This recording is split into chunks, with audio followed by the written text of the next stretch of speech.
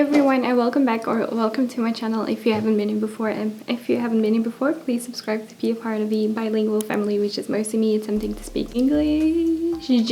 So in today's video, I wanted to do a good old chit chat, get ready with me, which is basically me talking about anything and everything. And I also wanted to include a little bit of a Q&A into this video because I thought it would be lovely. Some people have joined the family and I just kind of wanted to introduce myself to those people because you might not know me. But I'm feeling kind of like 2017 and like the cut crease rage that was, you know, the vibe back then. I'm kind of feeling of doing cut crease, and it's been a long time since I did a cut crease. That might be an option. I'm also just in the beginning of my period, so my face is full of not necessarily acne but just like pimples. What an interesting first part of this video. Guys, I'm gonna start with the shop my slash Q&A slash chit chat, get ready with me. Now the palette that I always take is also the palette that you saw first, and this is my individuals palette. These are the top ones are Glam Shop shadows, and they are so highly reflective that I use them on every single look that I do. It's really insane. The other palettes, I had like 3 and I don't know what I was thinking, but the Jackie Aina palette has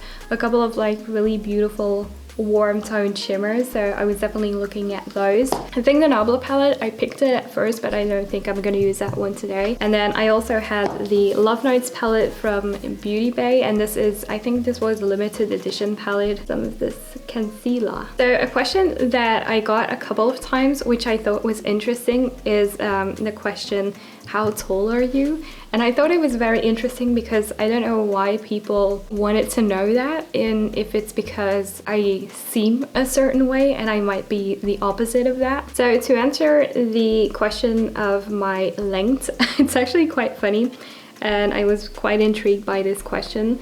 But to say it in feet and inches, I am 4'10" or 4'9". I'm not exactly sure how that metric system works, and I am 1 meter and 49 centimeters, or like 149 centimeters. So I'm actually not that tall. It's quite funny because my nieces-in-law, the youngest one hasn't reached above me, but the oldest one starting from this year is like above me, so she's taller than me. And it was insane to see that, just because I've known them since they were little, so it was kind of funny to see that they have grown above me. So yeah, I'm getting to the point where I'm gonna be the smallest again. I don't know if you can see this actually. Let me zoom you in. The only time where I felt like it was really kind of not necessarily difficult but just a little bit intimidating to be surrounded by people who are tall is when I was at uni. And yeah, I wasn't at uni at like university for a very long time, but the time that I was there, I felt like a lot of the people that were around me were very tall. So another question that I got is, how's everything going? Which, by the way, thank you for asking. It's a very general question, but I think right now I did talk about it a little bit in like my makeup therapy videos that I did. I'm gonna do one on those actually very soon. I might actually talk about being a boring person in there, but I'm doing quite well. And I think in my last video, if I look back on it, I was a little bit like melancholic. Is that the way that you say it? I was just very, not necessarily down, but I was kind of like contemplating what life means. And usually I think that's something that happens when you're 20. There are just like so many changes that are happening. You're kind of wondering, well, is this it? And luckily it has gotten better. I have gotten used to working a lot more, and I'm very happy and lucky to say that I really do like my job. It's the first place where I'm working right now ever, like not necessarily as a student, but really as like an adult person going to work every day. It's the first place that I'm doing it. It's almost been a year. I think at the beginning of December it's going to be a year since I've worked there, and it has just overall been a very pleasant experience. But I also think it has to do with the kind of sector that I work in. I do work in non-profit, and it's also like medically related. Actually, someone asked me what I do for my job. So someone asked me, what is your job except for YouTube? And then someone also asked me, how old are you? I mean, you look so young. When you say I am working, I was shocked. I was actually quite surprised to get that one. I think looking young probably has to do with the fact that I'm quite small. I don't know. To answer your question very quickly, I am 25.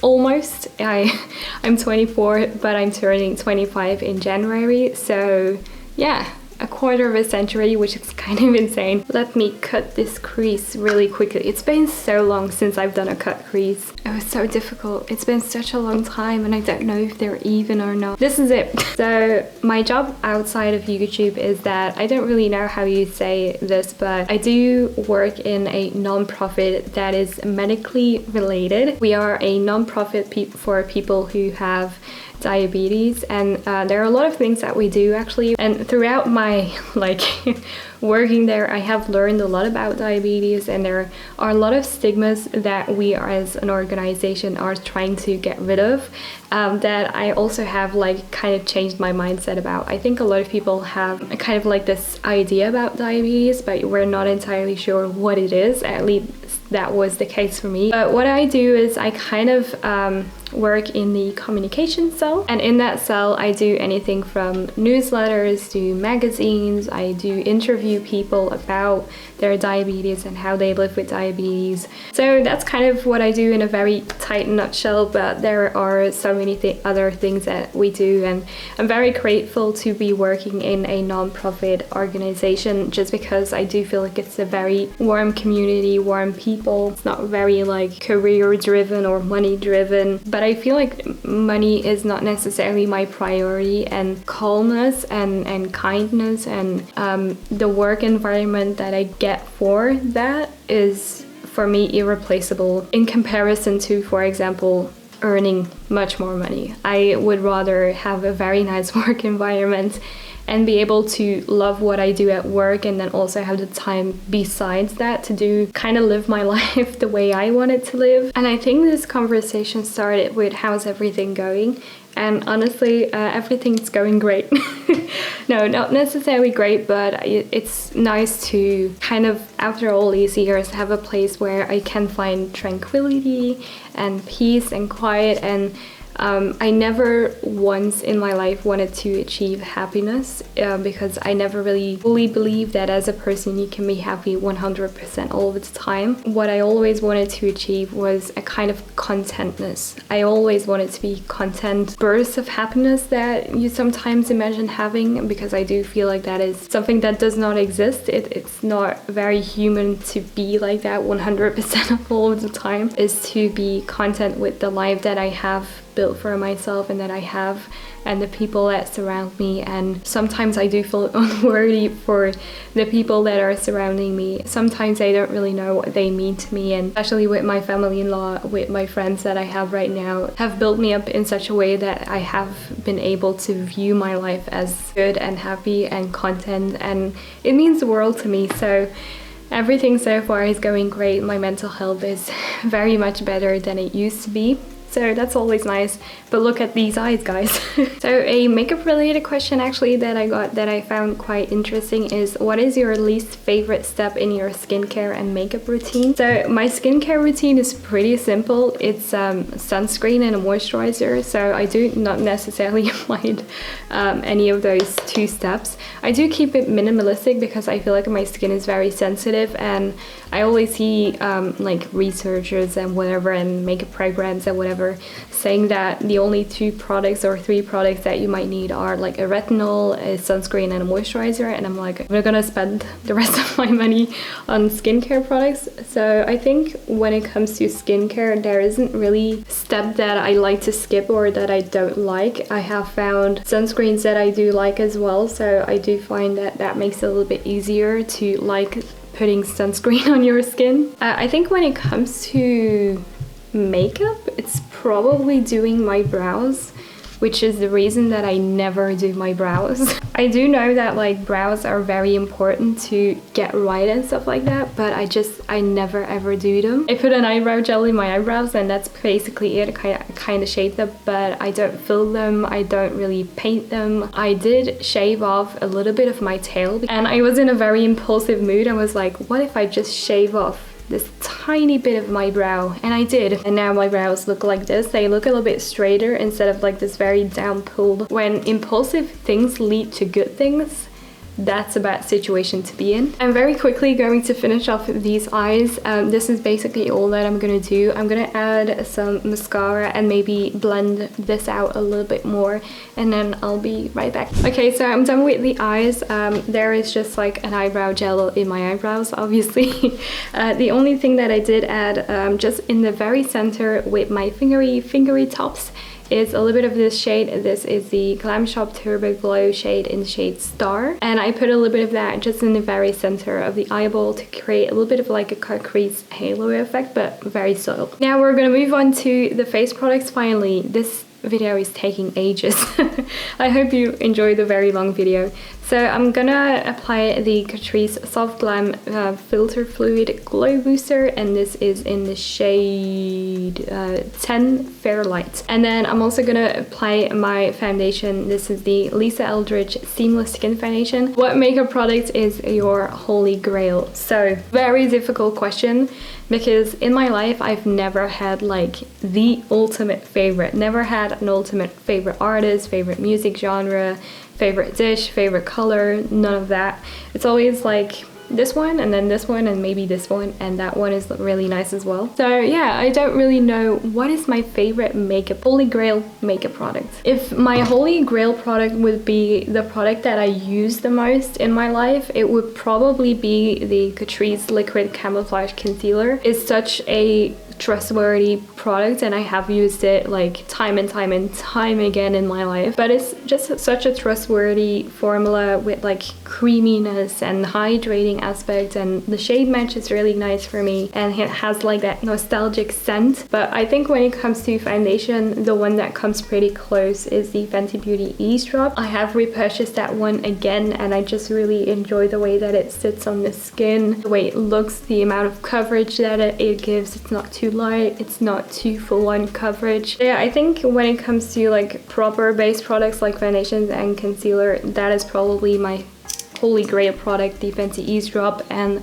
my Catrice Liquid Camouflage Concealer. And other than that, it's mostly products that I use on an everyday basis, but I cannot really say this one is my holy grail product, because all of them are so not necessarily so different, but have a different texture, a slightly different color. I do like all of those for each their own reasons and each their own characteristics, you might say. Another question that I got was, surprisingly, I got this a few times. Who are you in love with, or are you in love? So I am. I've been together with my boyfriend for almost 9 years, which is insane. We met when we were 16 and I was in high school. We were like in a separate class, but he was in mathematics. We were like together. It's kind of funny because in December we're going to Paris. That's kind of where everything started for us. I took a picture of him there on like a class excursion to Paris. We were in Paris for 4 hours with our class, which was insane. But yeah, I took a picture in Paris on the famous bridge with like the locks, but those are gone now. And he was on it, and I think a few days later, you know, bringing up the courage to send him a message, I sent him a message and I said something along the lines of, I take a picture and who's on it this time, you know, something like that. But before that, every time we crossed in the hallways, we had like these funny looks to each other, and it was always something that I kind of look forward to, and I had like a little crush, you know, whatever. I don't know why, but when I was younger, not, you know, before I was 16, I had difficulties believing in finding someone as any teenager would. Truly finding, kind of understanding what love is and how you're supposed to do that.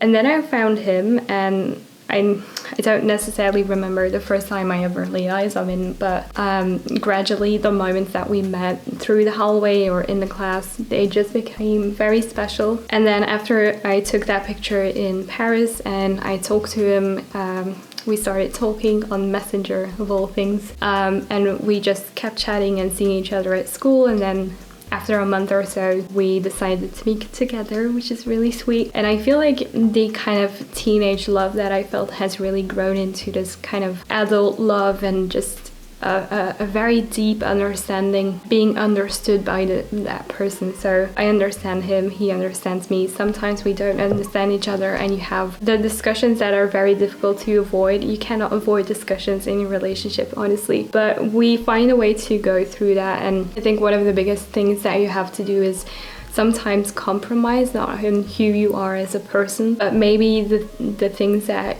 they see that you can work on and that I see that he can work on. As you grow older, I think it's very important in a relationship to understand each other and also realize that you have one life and you kind of want to live that, and he has one life and he kind of wants to live that, and you have a life together, but you also have a life separately. And it's okay if you have those separate ones, just because what you cannot sacrifice is opportunities that you have just because of the sake of them. I think that is something where we understand each other very well, and we do give each other grace in that kind of sense of taking those opportunities, and we kind of know that we will see each other again whenever it happens. Again, very grateful for the person that my boyfriend is, and I'm gonna have to be careful because this might end up breaking a dam and tears coming out. I am very grateful for my boyfriend and who he is as a person. I think he's such a nice and beautiful person that is very caring and is also very emotionally intelligent, and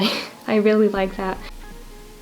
Give me a second. Not always have I felt this way, but for the longest time before I met him and even during him, I've always felt like I was kind of homeless since I found him, and we have this relationship and we are in a relationship, and he's close to me and I'm close to him, and we understand each other and we can talk to each other. I feel like I found my home. That is just something that I'm very grateful for. So yeah, that's who I'm in love with. I'm gonna finish off this makeup. I'm quickly gonna do the lips because I can see that my battery is dying and I don't want this to end up, you know, hi, it's me the next day. So guys, this is what the final makeup looks like. It's very 2017 vibes-ish in my opinion. I really like it actually. It's been a while since I did like a cut crease, and it's not as intense as it could be. Like the cutting could be a little bit sharper, but I'm out of practice obviously. But looking at myself, I really like this look. It's been a while since I've done anything like this, and sometimes it's nice to go back to that very nostalgic way of doing makeup, and with a few tweaks and adaptations realize that nothing was wrong with it anyway. At least as long as we are not like putting on and caking on the foundation, I actually don't mind this type of makeup look. So that's actually it for today's video. Thank you guys so much for all of your questions. I could not answer all of them, but I hope I answered the most important ones. And if you have some other questions for like a future Q&A, be sure to leave them down below and I would be more than willing to answer them. Also, just thank you in general for being here. It's always very lovely to see that people are enjoying my content. And if you have any like video recommendations that you would like to remind me of, then please leave them down below as well. I would be curious to know what you want to see from me in general. If you have recommendations, let me know. But yeah, thank you guys so much for watching. Thank you for your questions, and I will see you in my next one. Bye!